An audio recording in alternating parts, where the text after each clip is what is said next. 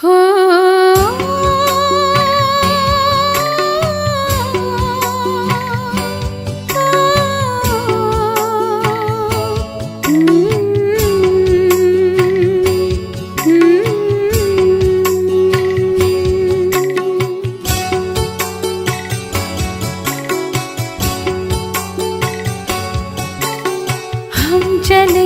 वतन की ओर डाल के प्रेम की डोर। हम चले वतन की ओर डाल के प्रेम की डोर। बाबा खींच रहा है आज सहज ही अपनी ओर। हम चले वतन की ओर।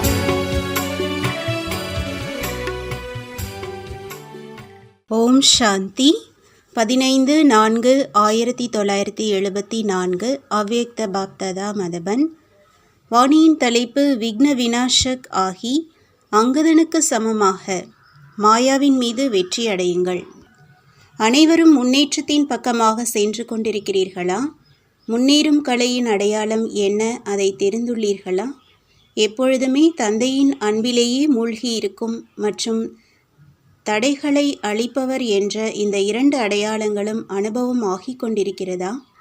விக்ன விநாசக்காக ஆவதற்கு பதிலாக தடைகளை கண்டு தன்னுடைய நிலையிலிருந்து கீழே வந்துவிடவில்லையே. அநேக விதமாக வந்திருக்கும் புயல்கள் உங்களுடைய புத்தியில் புயலை உருவாக்கவில்லையே. எப்படி யார் மூலமாகவாவது பரிசு கிடைக்கிறது என்றால் புத்தி குழப்பம் அடைவதில்லை, மாறாக உற்சாகம் ஏற்படுகிறது. இதே விதமாக வந்திருக்கும் புயல் உற்சாகத்தை அதிகரிக்கிறதா அல்லது குழப்பத்தை அதிகரிக்கிறதா? ஒருவேளை புயலை புயல் என்று நினைத்தீர்கள் என்றால் குழப்பம் இருக்கும். மேலும் பரிசு என்று நினைத்தீர்கள் மற்றும் அனுபவம் செய்தீர்கள் என்றால் அதன் மூலம் உற்சாகம் மற்றும் தைரியம் அதிகமாக அதிகரிக்கும். இதுதான் முன்னேறும் கலையின் அடையாளமாகும்.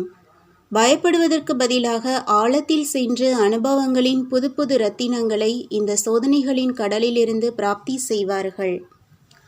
அப்படியானால் அந்த மாதிரி அனுபவம் செய்கிறீர்களா? இது என்ன நடந்து கொண்டிருக்கிறது? ஏன் நடந்து கொண்டிருக்கிறது? இது எப்படி நடக்கலாம்? இந்த மாதிரி எண்ணம் எழுகிறது என்றால் இதைத்தான் குழப்பம் என்று சொல்வது. குழப்பத்திற்குள் ரத்தினம் உள்ளடங்கி இருக்கிறது.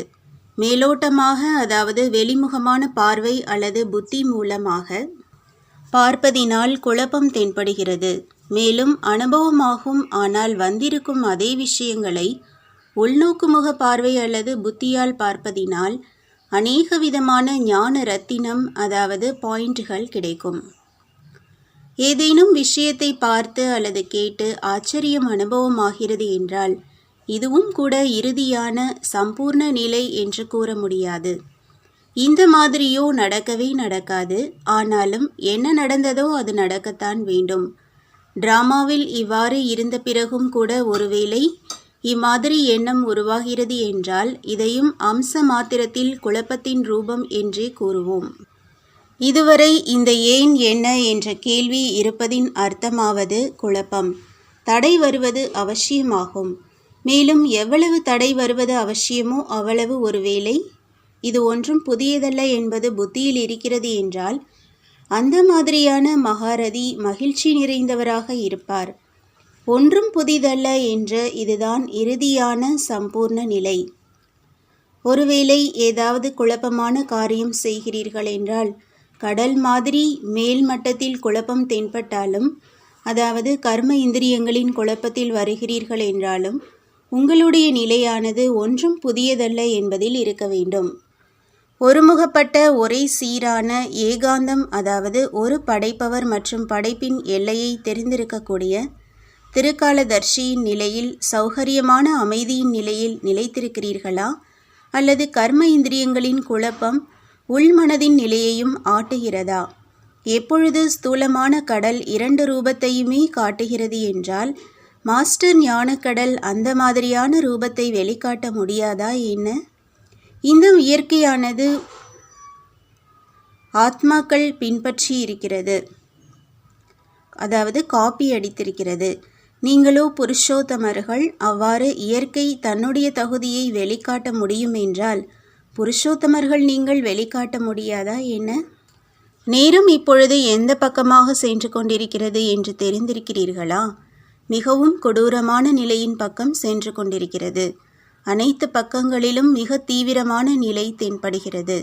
கடைசியின் அடையாளம் மிக தீவிரமான நிலை. அப்படியானால் எப்படி இயற்கை முடிவின் பக்கம் தீவிரமாக சென்று கொண்டிருக்கிறதோ அதே போன்று முழுமையாக ஆகக்கூடிய ஆத்மாக்களின் எதிரில் இப்பொழுது சோதனைகள் மற்றும் தடைகளும் தீவிரமான ரூபத்தில் வரும்.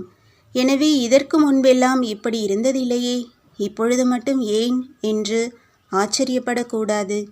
இந்த ஆச்சரியமும் இருக்கக்கூடாது. கடைசி பரீட்சையில் ஆச்சரியப்படும்படியான விஷயங்கள் கேள்வித்தாளின் ரூபத்தில் வரும். அப்பொழுதுதான் பாஸ் அல்லது ஃபெயில் ஆவார்கள். விரும்பாவிட்டாலும் கூட புத்தியில் கேள்வி எழுவது இதுதான் பரீட்சை. மேலும் பரீட்சையும் ஒரு நொடிக்கானது. ஏன் என்ற எண்ணம் வருபவர்களை சந்திர வம்சத்தினரின் வரிசையில் கொண்டு நிறுத்திவிடும். முதலில் வருவதோ சூரிய வம்சத்தினரின் ராஜ்யம் அல்லவா? சந்திர வம்சத்தினரின் வாய்ப்பு பின்னால்தான் வரும்.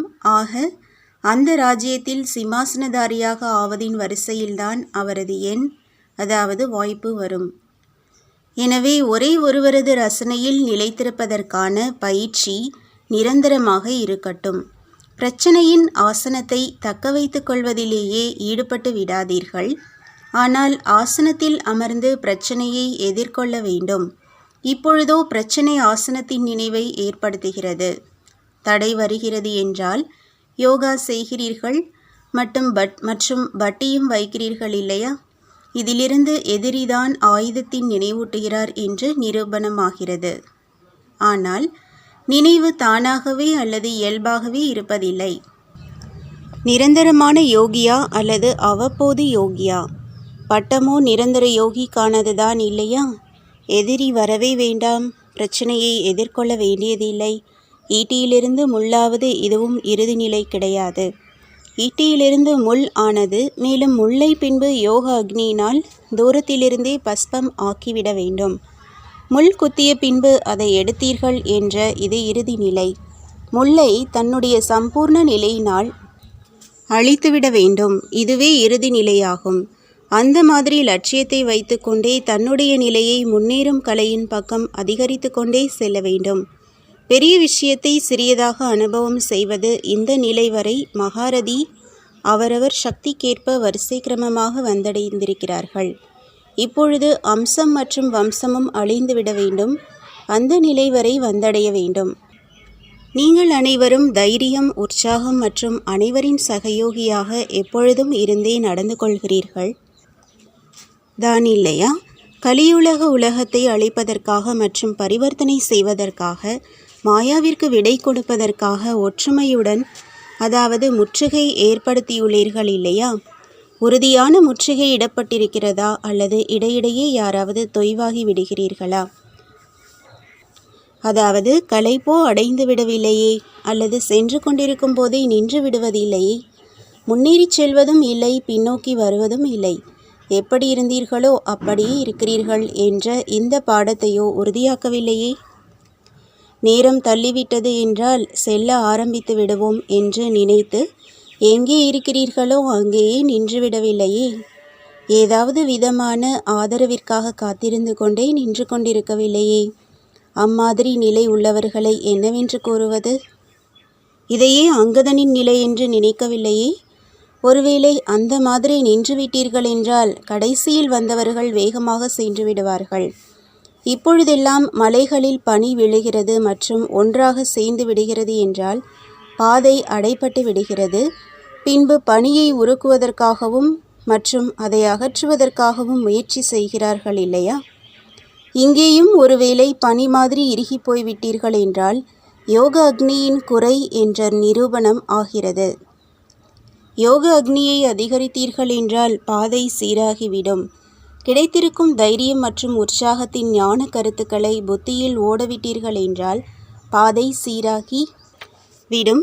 இப்பொழுதைய ரிசல்ட்டில் அரைக்குறையாகத்தான் இருந்து கொண்டிருக்கிறீர்கள். எனவே இதை அதிகரியுங்கள். இந்த ரிசல்ட் புருஷோத்தம ஆத்மாக்களுக்கு நன்றாக இருக்கிறதா? எனவே முயற்சி செய்வதின் வேகத்தில் அங்கதன் ஆகாதீர்கள். மாயாவிடம் தோல்வியடைவதில் அங்கதன் ஆகாதீர்கள். மாறாக வெற்றியடைபவராக ஆவதற்காக அங்கதன் ஆக வேண்டும். நல்லது. உயர்ந்ததிலும் உயர்ந்த தந்தை மூலமாக பாலனை பெறக்கூடிய, உலகினை பாலனை செய்யக்கூடிய விஷ்ணு குலத்தின் உயர்ந்த ஆத்மாக்களுக்கு, இயற்கையை பரிவர்த்தனை செய்யக்கூடிய புருஷோத்தம ஆத்மாக்களுக்கு, உலகின் எதிரில் சாட்சாத்கார மூர்த்தியாக பிரசித்தி ஆகக்கூடிய ஆத்மாக்களுக்கு மற்றும் யோக ஸ்வரூப ஆத்மாக்களுக்கு பாப் தாதாவின் அன்பு நினைவுகள் மற்றும் காலை வணக்கம். ஓம் சாந்தி. तुम बच्चों को तो सर्विस करनी है, जो बाबा कहते हैं सबको ये बताओ कि देखो तुम्हारा एम एंड ऑब्जेक्ट ये है, एक गीता है बगैर, ये राजयोग है ना बच्चे। कैसे है राजयोग? बिल्कुल सहज है कि बाप को याद करो तो ये वैसा मिलेगा तुमको। ओम शांति।